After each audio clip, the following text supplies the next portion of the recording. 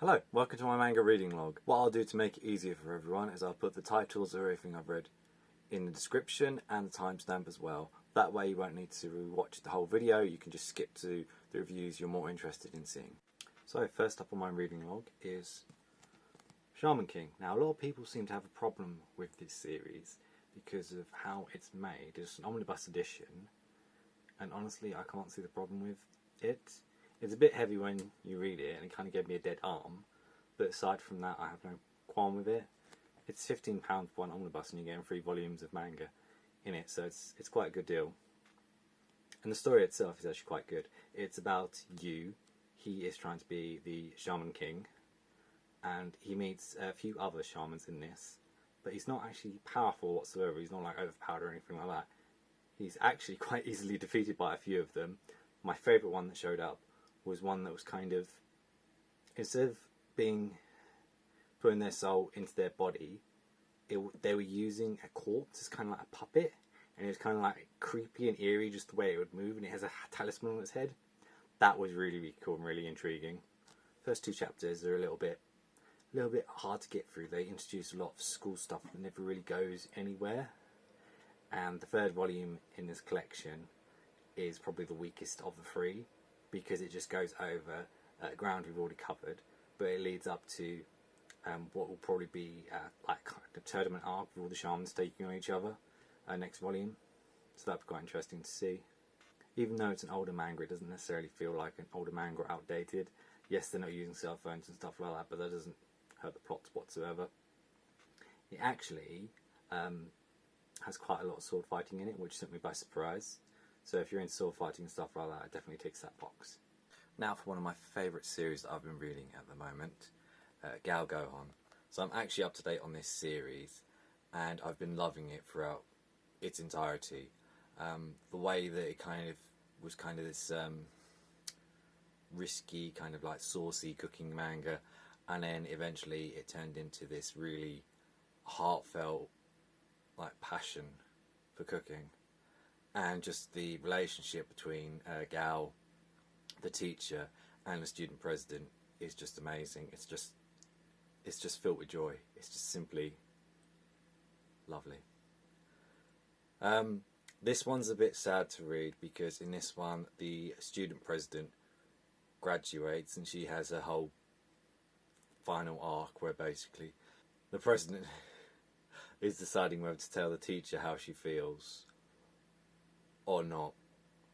And of course, yeah, in this one she leaves, being this is the penultimate volume with the next volume concluding the series. There's not really much more ground that they can cover, although in this there was a bit that kind of hinted it would carry on with an introduction of a new student in the cooking class, but it didn't, and there's a little forward at the end saying, yeah, it's the second last one. So we're going to find out if the teacher ends up with any of the love interests and to see what happens with everyone. Sad to see it go, definitely sad to see it go, but I've absolutely loved reading this series. It's definitely worth it if you enjoy more of a heartfelt series and something that tugs on the heartstrings a bit more than your normal thing. After that we have Kingdom of Z Volume 4. I really, really enjoyed the first 2 volumes of this series that was kind of setting up the narrative of collecting a zombie army and building a kingdom with the zombies. That was really, really cool. But the last 2 volumes just haven't really hit home for me. I've enjoyed them, but it's much more about planning and discussing what they're actually going to do. Like in this one, they're actually talking about building roads and farming and stuff like that for quite a big chunk of the manga. There is another group that they fight for a really short period of time. I think they only did that just to have some action in this. The highlight for this was the boxing zombie that they all the 3 trio had to team up to take out. That was pretty good and that was interesting. But aside from that, it's just been an okay read. I'm hoping the series gets a lot better going forward and picks up more of the momentum that the first 2 volumes had. But I'm still going to pick it up because it's a decent series. Don't Toro Me, Miss Nagatoro. Now, I didn't really like this series to begin with because Naruto was just being a dick to Senpai without any real reason, and it kind of got me intrigued because there are one-off panels after every single chapter, kind of having Naruto kind of feeling that, oh, maybe I shouldn't have done that, maybe I shouldn't have done this, was I a bit too harsh and stuff like that. And then volume 4, they kind of have a situation where it's kind of like a date night and they see fireworks together, and it seems like they're going to have more of a relationship and they're going to get pushed a bit more together, which I quite enjoyed. I thought that was quite good. That's kind of what pulled me into reading the series. But this one kind of goes back to Naruto just being a bitch. She is just a bitch throughout the whole thing for no reason. And there was a bit where they could have had, like, her and Senpai could have had a date, but instead of being Naruto having a stalker, it was her friend, and then Senpai had to go on like a fake date with her, Naruto getting jealous, and then no progression with them whatsoever. They also introduce a new character in this, being the president of the art club, who just wants to like not abuse Senpai the same way Naruto does, but she just wants to cancel the art club because she gave him the keys, and now she's saying, oh, maybe I shouldn't have done that. So I think I'm going to give this series one more volume, and I'll decide if I'm dropping it or not. I really didn't like this volume. The rest of it was okay to good, but yeah, I didn't like this. Max Out My Defense is the next one. I can't say the rest of the title, I'm not even going to bother. I was surprised to find out that this isn't actually an isekai. She is not trapped in the world. She is just simply a gamer. Her friend and her usually game together, and she convinced our lead character to get this game and start playing it, but the friend had to do studies, so Maple was left to basically do the game by herself, and being that she's not much of a gamer, she decided, okay, I'm going to start playing this game and I don't want to get hurt, so she put all of her points in vitality, her life, her HP essentially. And then she just comes across like slimes, wasps, loads of different creatures, even a bunny with a horn on it. And they'll just try to attack her, and of course they can't. And she just hits them. And she even eats some of them. So it's a pretty basic story, but I actually enjoyed it for the RPG elements. And the fact that it wasn't another isekai. It actually brought lots of interesting narrative bits. Like there's commentary on like how Maple's doing through the other gamers and stuff like that as a live streaming event, and eventually at the end the friend actually does join Maple in some of the adventure.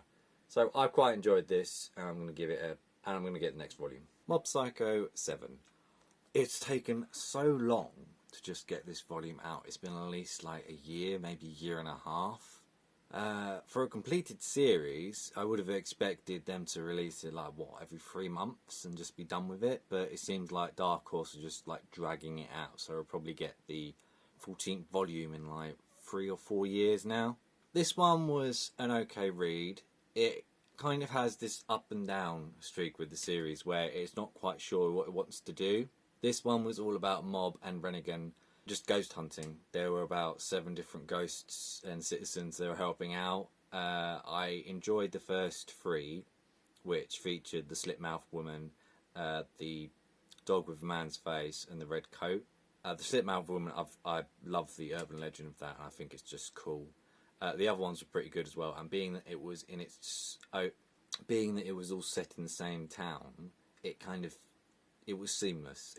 They all followed on from each other, and it all felt good. But the rest of them, it just feels like, here's this guy, fix the ghost, here's this guy, fix the ghost. And it keeps going through that in this volume, and it does feel very long. I kept on checking how far I was actually through this. At the end, it leads up to another thing, which is going to be, I don't know, it had a cliffhanger ending, and it's going to be another ghost fight or whatever it is. There's no claw in this whatsoever. The organisation seems to be done. So I'm not quite sure where they're going to go. I would like if the cooldown periods were a bit more like the One Punch Man, where you had just like King and Saitama just playing games. It's a bit of fun, it's enjoyable, but in this the cooldowns just aren't as good. They're just very boring and very long. And as for Wolf and Parchment Volume 2, I was on the fence for the first volume. I wasn't quite sure what it was going to be. I knew there was a bit of politics and stuff with church. But this one was quite interesting because it was more about the townsfolk versus the church. Because in that time period, a lot of business would be generated from the church. But the town itself are quite against the church and they don't actually like them. Any like bishops or anything like that, they're very against them and they will have like very standoff situations with them. Aside from that, it was about translating the scripture. It was kind of giving our two leads some time to get to know each other a bit better. The boy explained to the girl how he came into believing in God, and it was interesting. So I got this one at a bookstore. It was Battle Vixens. It was on sale, and I was like, it looks interesting enough. You know, martial art girls fighting. It seemed interesting. It was terrible. It was completely awful, and it wasn't even. Look, it was a discount book. I got it for £4. But look, this is how much the manga is actually the story. This other bit is a side story that has nothing to do with the manga whatsoever. I think it's by the same artist, but I wasn't interested in the story, so I'm not going to be interested in the side story. Let me give you a taste of some of the dialogue in this. Dummy thick sugar tits. Yeah. There's a lot of ripped clothing in this, and there's a lot of tits, crotch shots, and more. All I wanted was a martial arts manga with some actions. A bit like Dragon's Rioting, but better. This is not even remotely as good, and that series had the problems of itself, but this is just terrible. It's just awful. Next up, I read volume 1 and 2 of 86. Now, I've been watching the anime of this, and I've been really, really enjoying it. And this is more or less the same. There's only one scene that isn't, where Lena and her mother are at a dining room table, and she is asking about giving up the military and getting a suitor, which I thought was quite interesting. It actually added a little bit of character development to Lena and her family, because we haven't actually seen them at all in the anime so far. But the story itself I did quite enjoy. I think it's a really interesting premise. Most of the human race have evolved and all got white hair, and anybody who doesn't have white hair are not considered human. So there are these robot drones attacking this city, and they send out the 86 to fight them in drones. And of course 86 are just people with different hair colours that aren't white, and they die, and the white-haired civilization have no problem whatsoever. They don't give a damn, apart from Lena. And Lena starts interacting with them and kind of getting on with them, whilst also leading the platoon to fight the other drones.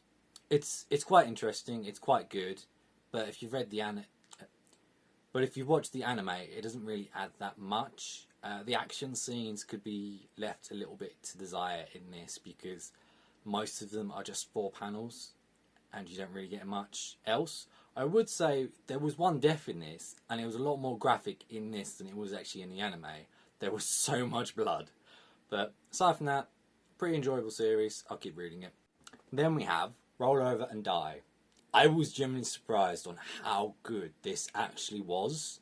I thought it was another isekai title, because every single fantasy at the moment seems to be an isekai. But it's not. It's about a girl who is supposed to be this really, really powerful force. She doesn't really find out how to use her skills, so she's sold to be a slave. That doesn't work out, and the guy decides that he's going to kill her. Yeah, it's pretty intense. That's like the first chapter of this. It's pretty intense. So she escapes with her friend, and they start deciding to try and have their own adventures. But it was just such a breath of fresh air. You don't really get many series like this where they're just doing their own thing. I do like the interactions between the two leads as well, because they're both girls, and it's very rare for us to have a female-led series. And like everybody is taking them for granted and always like abusing them or trying to trick them in some way. And I do like the fact that they are kind of like pure-hearted. And even the she's the lead. She's a friend. and the friend isn't really like a supportive character. She assumes that she's a slave because of her history, so she adopts that kind of persona, and it's really riveting. It really is. I really like this series. Blood on the Tracks Volume 3. I really enjoyed the first 2 volumes. You know, they both had these huge surprises that were kind of soul destroying, and this one just had nothing in it. The story didn't really progress. The little boy met up with a girl who has a crush on him, but that didn't go anywhere. He suddenly developed a stutter, so all the way through this manga he stutters, and the mother just disappears for a bit and then comes back. Like, literally nothing in this volume happens. The art is amazing. I still love the art style. I don't know, I think this is probably the worst Oshimi title that I've kind of read so far, because inside Mari you have like a definitive story and it knows exactly where it's going. Happiness, which is, by the way, my favourite manga of all time, was just a masterpiece in every way possible. But this one doesn't seem what it wants to be. It doesn't want to be kind of like this accomplice to murder. It doesn't want to be this incest story. It just really doesn't know where it wants to be. And with it being a 3rd volume, I'd expect it to kind of have some clarity on where it wants to go, but it just doesn't. Even inside Mari, you have the boy inside the pervert boy inside the girl's body, and the friends teaming up and trying to find out where, you know, the actual person is of the body they're possessing, and they even go to the pervert, and the pervert is still the same person. So, you know, it's got that kind of mystery. And it's intriguing and it's fun. It's kind of uncomfortable in an interesting way. But this just isn't really that interesting. It doesn't add anything at all. I mean, apart from the 2 twists I've already said, it doesn't do anything to me. I'm going to give this a few more volumes and then see how it goes. But I didn't enjoy this volume at all. Speaking of which, you have Haru is a sex worker. Now, I was expecting this to be a bit like Interspecies Reviewers and be kind of comedic in the sex industry, you know, a bit tantalising, a bit stuff like that. But the lead protagonist is reincarnated with a bloke because he tries to save her from getting hit by a truck. So they're kind of in this together, but at every point she manipulates him, she's a complete dick to him, and she just takes his money for sex, which, granted, she is a sex worker, but being the bloke tried to save her life, you would expect, I don't know, some niceness from her. And she sees, like, a fat bloke, and she's like, oh, I'm just going to rob him of all his money. And, like, old geezers just, like, spank her and stuff like that. And, yeah, that's all there really is to it. Like, the friend that she has, he's this big warrior and stuff like that. But, of course, he's, like, a skinny lad. There's a lot of stuff, like, explaining that. They're explaining, like, you know, that the girls don't really have much to do in this fantasy world. It's all male-driven because of the time period. Which is fine, but it doesn't... There's no, like, semblance or intrigue there in the story. She is just simply a sex worker, and it's like a daily life of a sex worker without any comedy, without any real narrative. Like, nothing's happening in this story. And being it's a Ghost Ship title, I thought 7 Seas created Ghost Ship so they could actually have, like, a more mature, more adult line. And granted, there are sex scenes in this, but there's no nudity whatsoever. Like, there's no nipples, there's nothing like that. So even if you wanted something a bit more frivolous, it doesn't even have that. It was just, I would say it was just bad. I really just didn't like it. So I've just read Battle Angel Alita Volume 1, and this is just so good. It is phenomenal. I loved every second of it. So if you've watched the live action movie, it's very, very similar to that. A lot of the things that happen in this are similar. You don't get the racing segments, but you have Ido finding Alita, giving her a new body, a thug coming to get her with a vendetta for killing his other body, and even her love interest is introduced in this volume. It literally goes just like that. I read this in like an hour and I loved it. If you like No Guns Life, it's very, very similar in that kind of techno cyborg kind of storyline, I can see No Gun's Life being heavily inspired by this because there are a lot of parallels between the story. Obviously, this one came first, being it was, cool. I think it was made in the 90s or something. It's an older manga, but it doesn't feel old at all. It actually feels quite modern. So yeah, there's not really much more I can say about this. Completely loved every second of reading this. Definitely going to pick up the rest of these. Awesome, awesome stuff. Right, that's it. Thank you very much for watching this manga haul reading log. This is the first video I've done, so if you have any suggestions of manga that I should be reading or any feedback for the video itself, just let me know. Thank you. Bye.